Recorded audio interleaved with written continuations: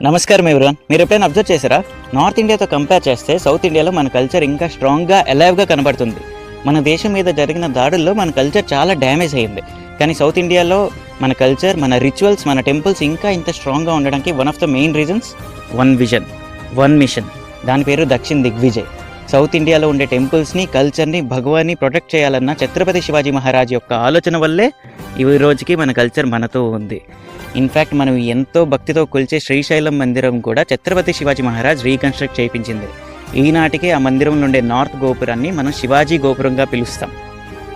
ఎన్నో ఆక్యుపై చేసి కన్వర్ట్ చేసిన టెంపుల్స్ని తిరిగి రీక్లెయిమ్ చేసి రీకన్స్ట్రక్ట్ చేయించింది శివాజీ.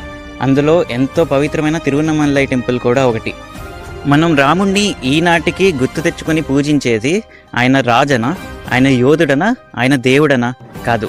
ఆయన నడిచిన దారి వల్ల, ఆయన నిలబడిన ధర్మం వల్ల, ఆయన చేసిన త్యాగాల వల్ల. అలానే ఛత్రపతి శివాజీ మహారాజుని మనం గుర్తుపెట్టుకోవాల్సింది ఆయన గొప్ప రాజని కాదు, గొప్ప యోధుడని కాదు, ఆయన నిల్చున్న ధర్మం కోసం, ఆయన చేసిన త్యాగాల కోసం. శివాజీ మహారాజ్ కేవలం మరాఠాలకు చెందినవాడు కాదు, ఈ దేశం కోసం నిలబడే ప్రతి ఒక్కడికి చెందినవాడు. ఈరోజు అతని జయంతి. ఈరోజు ఒక్క సెకండ్ కళ్ళు మూసుకొని ఆయన్ని తలుచుకొని థ్యాంక్స్ చెప్పుకోవాల్సిన రోజు. చనిపోయిన అతనికి థ్యాంక్స్ చెప్తే ఏమొస్తుంది, ఆయనకి ఏమైనా తెలుస్తుందా అని అనుకోవచ్చు. థ్యాంక్స్ చెప్పేది ఆయన కోసం కాదు, మన కోసం. జై శివాజీ, జై Bhavani. For more videos please follow the page and కామెంట్స్లో జై భవానీ, జై శివాజీ అని టైప్ చేయండి.